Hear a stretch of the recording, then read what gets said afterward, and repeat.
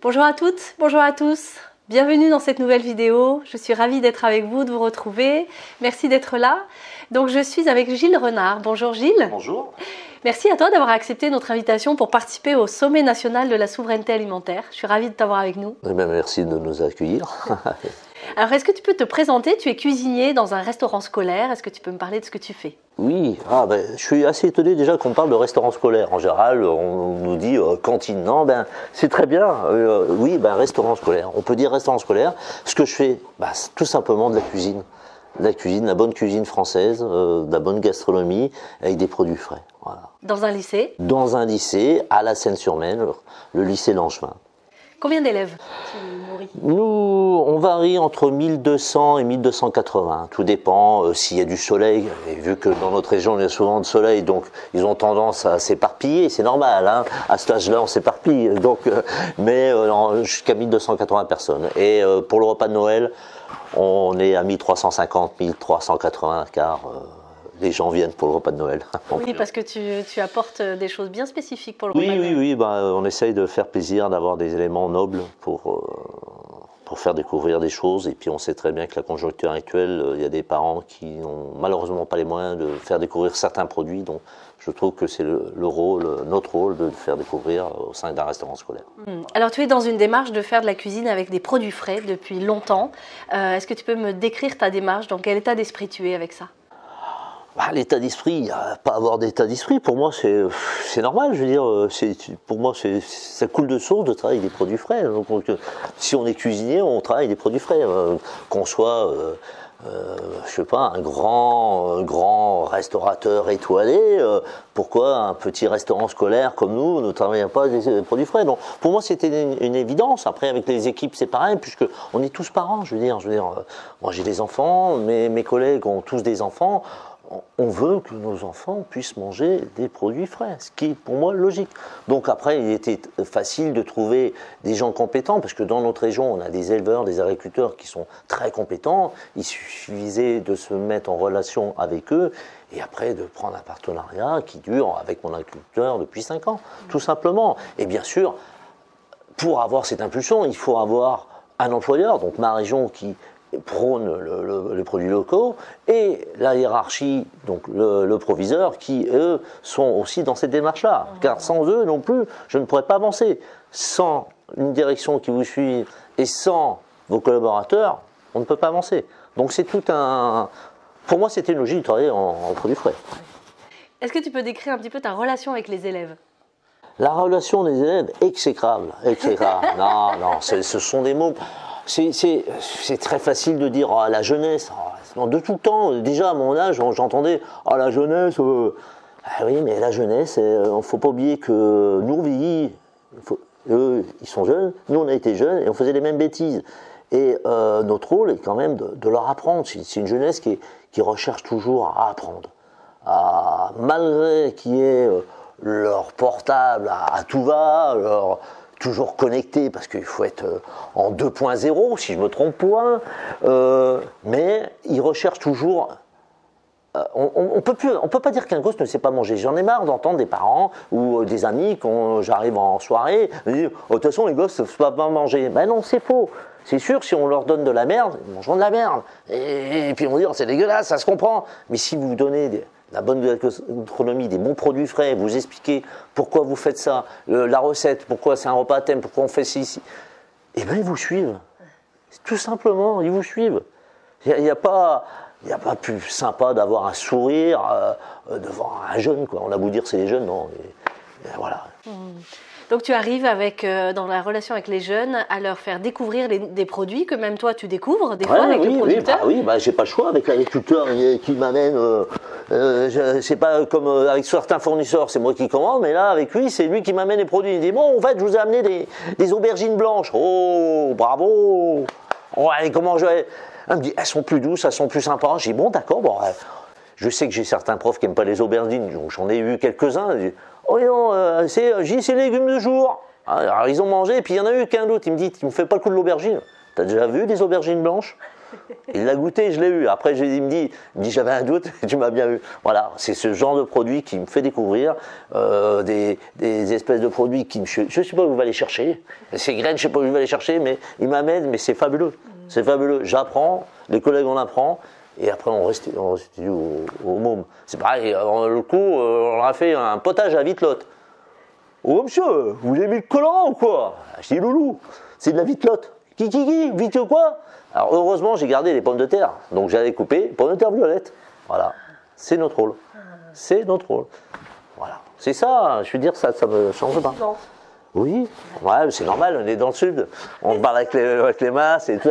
Pourtant, je suis bourguignon, mais vous savez, quand ça fait X temps que vous êtes dans le sud, on a tendance à parler avec les mains, c'est normal. Alors Gilles, qu'est-ce qui t'a donné envie de participer à notre sommet de la souveraineté alimentaire? Bon, on m'a dit qu'il y avait une reporterie qui était super jolie et super sympa, donc j'ai dit bon, bah, je vais faire un effort, ça va, j'étais bien là. On coupe. Très de plaisanterie. Il faut pour que ça bouge, pour qu'on aille plus loin. J'entends trop en ce moment d'éleveurs, d'agriculteurs qui ont du mal à vivre, quoi. Je veux dire, c'est des gens qui font 12, 14 heures par jour. Qui ont 7 jours par an.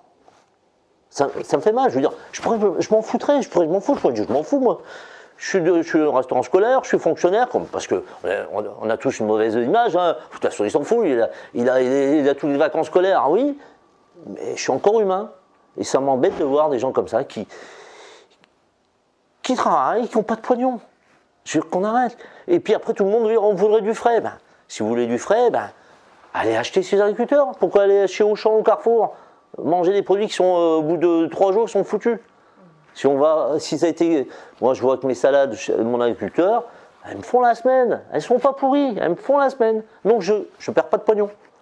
Non mais je veux dire c'est important. De l'argent, bah oui, mais l'argent si on cuisine du frais, si le produit vraiment frais on le tient plus longtemps, c'est toute une démarche. Je veux dire non, il y a un gros problème d'alimentation en France. On n'a plus de terrain, on a tendance, toutes les mairies, on a tendance à tout récupérer le terrain pour mettre. Ah non, à un moment donné, non. Les constructions, on n'arrête pas.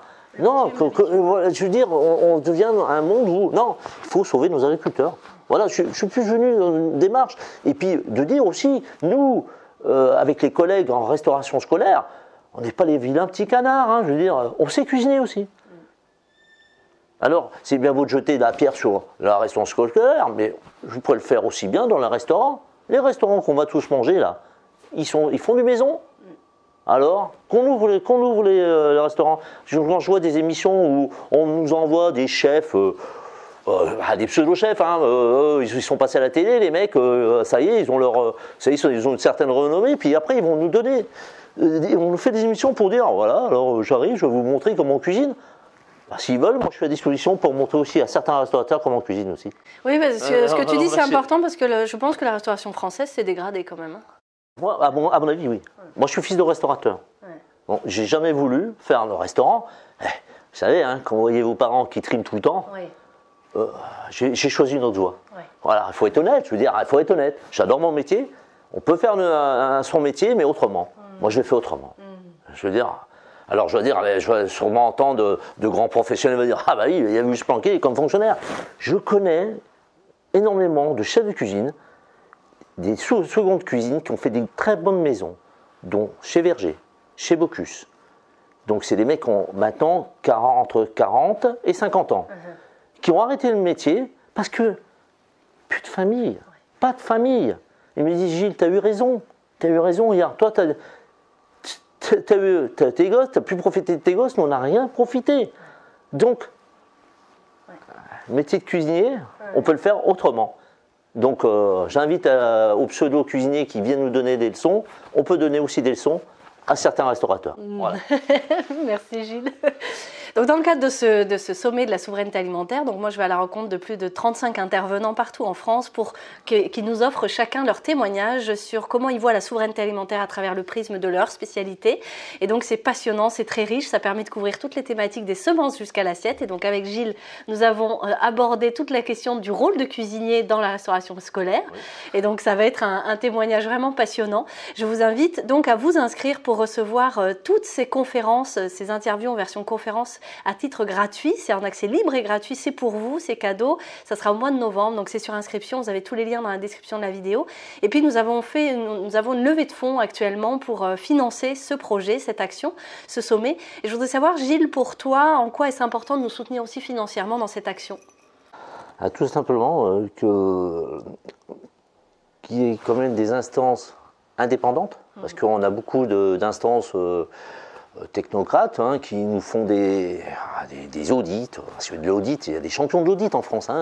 Il y a l'audit pour tout. L'audit pour comment traverser une route, l'audit comment les gens conduisent, l'audit est-ce que je vais mettre un radar supplémentaire. Les audits, on en a plein. On a beaucoup de gens, mais c'est vrai. Mais nous, petites gens qui travaillons dans le concret, moi j'aimerais avoir des gens indépendants qui nous disent, voilà, on pourrait peut-être aller plus loin dans l'agriculture. Comment sauver un agriculteur, comment sauver un éleveur, comment que la ferme qui nous vend du poisson se développe, comment la petite structure qui me fait des bons petits gâteaux style navette croquant se développe. Voilà, des produits locaux, voilà comment préserver la gastronomie en France. Pourquoi? Comment garder cette souveraineté en France? Parce que si on commence à faire venir d'autres produits étrangers, on sera plus souverain. On sera dépendant, déjà pour la nourriture. Alors maintenant, on est déjà pas mal dépendant du pétrole, de ceci, de cela, qu'on garde quand même tout ce qui est alimentation. Parce que je pense qu'à l'avenir, l'alimentation va être primordiale dans le monde. Donc si on est souverain, on pourrait peut-être au moins être balèze dans ça. Tout simplement. Voilà, ça vous convient? Ah ben parfaitement, merci. Donc je vous donne rendez-vous au mois de novembre. Donc le rendez-vous d'octobre est décalé au mois de novembre pour la diffusion de toutes ces interviews version conférence. Inscrivez-vous, faites passer le mot pour que le plus grand nombre puisse accéder à ce contenu riche, inspirant, dynamisant. Et puis n'hésitez pas à faire un don, ça sera le bienvenu. Donc vous avez tous les liens dans la description de la vidéo. Merci à vous tous, prenez soin de vous, prenez soin des autres et prenez soin de la terre. Ciao, bye bye.